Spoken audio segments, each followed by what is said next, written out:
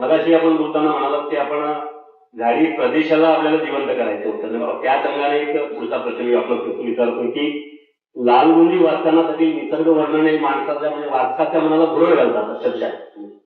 ते वाचताना स्त्रीला पेन्शनची आठवण होते, त्यांची गारंबीचा बापू ही कादंबरी आठवते आपल्याकडे बहुतेकांनी ती वाचलेली असेल की पेन्शननी जे निसर्गाचं वर्णन उभं केलं आणि कोकणाला जिवंत केलं. म्हणजे तिथल्या नारळा पोकळीच्या बागा असतील, समुद्र किनारे असतील, समुद्र असतील, बंदरे असतील, त्या सर्वांना त्यांनी तिथली माणसे त्यांना त्यांनी जिवंत केली. ते म्हणजे अर्थात कोकणाचं आणि विदर्भाच्या निसर्गाचं आपण त्याची तुलना होऊ शकत नाही, पण कादंबरीमध्ये वाचत असताना मात्र कुठेही वैनगंगेचं खोरं कमी पडतं असं कुठे दिसत नाही. त्याला कारण आहे. तुम्ही आता म्हणाला की तुलना होऊ शकत नाही, तुलना होते. त्यांच्याकडे जाण्याचं याच्याशी संबंधित पुन्हा प्रश्न आपण विचारतो की प्रदेशाचं वर्णन तर आपण केलेलं आहे, फार सुंदर वर्णन चित्रण आलेलं आहे, ते अतिशय जिवंत चित्रण ते झालेलं आहे. यासोबतच आपण याला जोड म्हणून झाडी बोलीचा पण फार प्रभावी वापर केलेला आहे. त्यामध्ये फक्त झाडी बोलीतील काही म्हणी वाक्प्रचार असतील, त्याच्यातील काही खुसखुशीत संवाद असतील, या सर्वांनी मिळून आपण निश्चितपणे झाडी प्रदेश आपण जिवंत केला आहे. तर हा अनुबंध आपण कसा पाडता आला किंवा सांभाळता आला, त्यामध्ये काही अडचणी आपण आल्याच आहे. काही अडचणी नाही आल्या. खरं म्हणजे कादंबरी जेव्हा म्हणजे आराखडा तयार केला, त्याचा आराखडा तेव्हा तसं निश्चित केलं की आपल्याला आपल्या झाडी प्रदेशातील माणसं, आपली ही सगळी झाडी प्रदेशातली माणसं आहेत जी मला आव्हान काढली.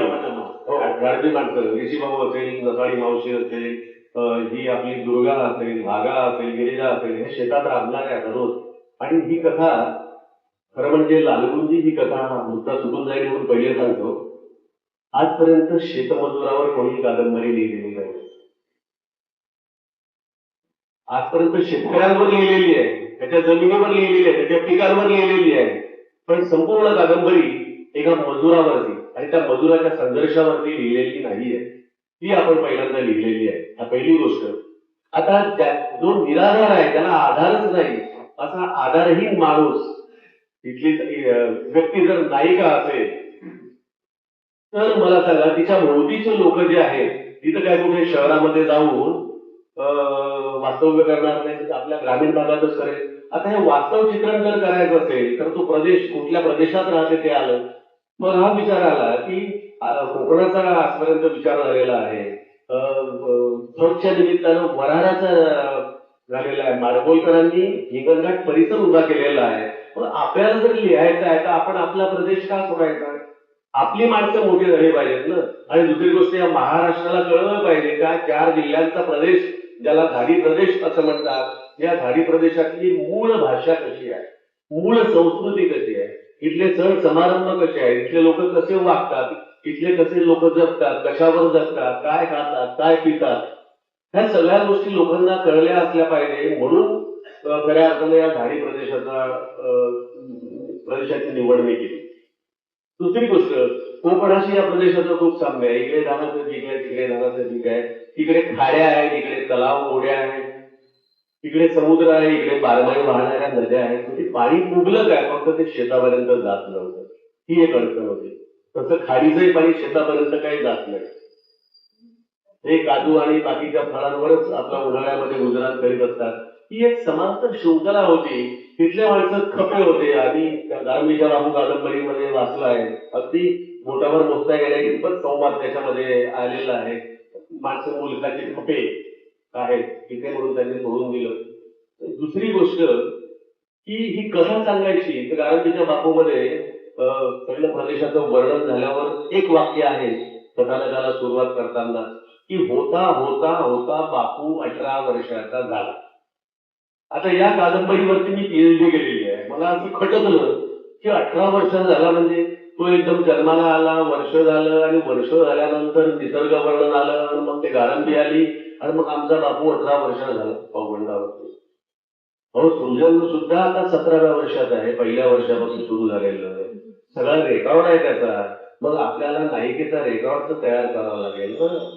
कुठे जन्मली, काय जन्मली, केव्हा जन्मली, शाळेत कधी गेली, मास्तर कोण होते, कसं शिकवलं, कशी खेळली, कसं प्रावीण्य मिळवलं, ही सगळी वस्तुस्थिती आपण दिल्याशिवाय त्या कॅरेक्टरला उभारी येऊ शकत नाही, ते कॅरेक्टर खरं ठरू शकत नाही.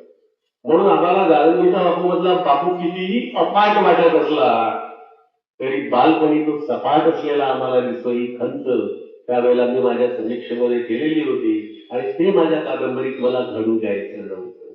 म्हणजे समीक्षेत कामात आला. हा, म्हणून जवळपास कादंबरीचे 46 पानं दुर्गा कशी घडली याच्यावरती आहेत. जसं कोकणचं 10-12 पानाचं वर्णन वाचत असताना काही वाचक कंटाळतात, तसे याही कादंबरीला वाचत असताना वाचत थोडेसे कंटाळतात. याला कारण हा प्रदेश माहीत नसतो म्हणून. पण जेव्हा दुर्गाची एंट्री होते तेव्हा मात्र सगळे सावध होतात. जसा म्हणूनच त्याला जे सिरियल पेन्शन होता होता बापू 18 वर्ष दाखवून त्याचा एक एक कारनामा दाखवला असेल. या दुर्गाला सुद्धा 4थ्या वर्गामध्ये असताना पाटलाच्या उसळलेल्या कांडाला शिंगाला एका हातानं आणि दुसऱ्या हातानं येसन पकडून असा गरा गरा गरा गरा फिरवला, उघडला जागेवर. एवढी चमत्कार करणारी इतकी बहादूर होती, इतकी ताकद होती. आणि ही ताकद फुकट नव्हती आली. तिचा वडील त्याहीपेक्षा जामर्द सांड आणि हेला आपल्या घरी ठेवत होता म्हशी गाई ठरवायसाठी. अगदी 2ऱ्या वर्गापासून 3ऱ्या वर्गापासून ती त्या जामर्द रेड्याला तो पाहिल्याबरोबर पाहणाऱ्याला धडकी भरत होती. गाई म्हशी नेणाऱ्यांना त्या कठड्याच्या बाहेर आपण किती दूर उभं राहावं असं वाटत होतं. ते लिलया पेलवण्याचं काम दुर्गा लहानपणापासून करत होती. म्हणून 4थ्या वर्गामध्ये त्या उसळलेल्या मस्तावलेल्या सांडाचं येसन धरून त्याचा शीत फिरवून असा काही झटका दिला की क्षणात तो डोळामोळा झाला आणि एकदम सभ्य प्राण्यासारखा पळून गेला. अशी ही दुर्गा रंगवलेली आहे. म्हणजे ती एका दिवसात एवढी कर्तृत्ववान घडलेली नाही हे मला सांगायचं होतं. कारण कर्तृत्व एका दिवसात घडत नाही. 18 वर्ष झाला म्हणजे तो पैलवान म्हणून उतरला त्याला कुस्ती मारली, अरे हो 2 बैठका मारला तरी ते तर सांगता येईल. म्हणून मला हे सगळं चित्र तयार करायचं होतं. अशा प्रकारे ती झाली. ही एका मजुराची कथा आहे. एक मजूर स्त्री आपल्या मुलाला वाढवण्यासाठी काय काय संघर्ष करते. झाडी मुलीचा हा कथा आहे. आता प्रश्न हा आहे की ही माणसं झाडी प्रदेशातली. तुम्ही प्राध्यापक आहात, तुम्हाला माहित आहे भाषा हे संवादाचं उत्तम माध्यम आहे असं अनेक शास्त्रज्ञ भाषाशास्त्रज्ञ म्हणतात. मला सांगा, भाषेतून फक्त संवाद होतो का? मी तुम्ही आम्ही एकमेकांशी जेव्हा बोलतो तेव्हा हा संवाद होतो हे खरं आहे. पण भाषा अधिक रुजवायची असेल तर त्या संवादामध्ये शोक, हर्ष, आनंद, दुःख या भावना सुद्धा असतात. मग या भावना व्यक्त करण्यासाठी आपल्याला आपलीच बोली आवश्यक असते. बरोबर आहे. आता समजा मी या संदर्भात शोभणे सरांशी बोललो तर ते म्हणाले की तुम्ही निवेदनही प्रमाण भाषित करा आणि संवाद सुद्धा प्रमाण भाषेमध्ये लिहा. कारण की महाराष्ट्रातल्या तमाम रसिकांना कळलं पाहिजे, वाचकांना कळलं पाहिजे. पण मी विचार केला असं जर केलं तर माझी भागा त्यात प्रसंग आहे की लालबंदीच्या भाकरीला म्हटल्याचा रस्ता दाबून जाते, एक भाकर शिवाय खाते, पहाटेपासून तिचा पोट दुखायला लागते. मग प्रमाण भाषेतून ती जर म्हटली असली, अगं दुर्गा सकाळपासून मला बरं नाहीये, माझा पोट दुखून राहिला ग, असं जर म्हटलं असतं तर ते वाचकांना खरं वाटलं असतं का? म्हणून ती सरळ म्हणते,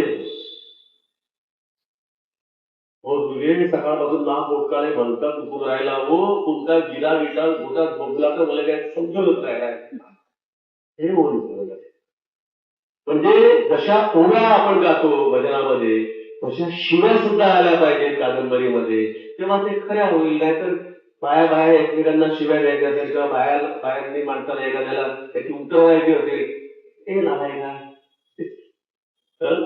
कसा रे तू असं नाही म्हणणार.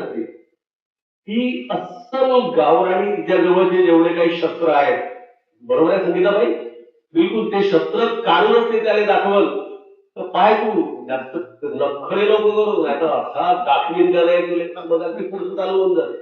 म्हणजे ही ओरिजिनलिटी आपल्याला जर आणायची असेल तर संवाद बोली भाषेतूनच झाले पाहिजे. म्हणून मग माणसं जिथली आहेत तिथल्याच माणसांची भाषा घेतली आणि अशा पद्धतीनं झाडी बोलीतून संवाद निर्माण केला. पण साहित्याला सेंद्रियत्व म्हणजे जिवंतपणा, अस्सलपणा देण्याचं काम बोलीभाषा करते. आणि काठोत्तरी साहित्याचं हे महत्वाचं वैशिष्ट्यच आहे की काठोत्तरी साहित्यामध्ये बोलीभाषेचा वापर वाढला. आपली मातृभाषा आणि मातृबोली या मातृबोलीचा अतिशय समर्पक वापर करून आपण झाडी प्रदेशाला आणि साहित्याला निश्चितपणे जिवंत केला. इतिहास या साहित्य लेखनात आपल्या या कादंबरीची निश्चितपणे नोंद घेईल. आपल्या मुलाखतीला पुढे वाढवण्याच्या आधी जी सौ ऐश्वर्या मॅडमला विनंती करतो की आपण तिसऱ्या या प्रसंगाचं अभिवादन करा.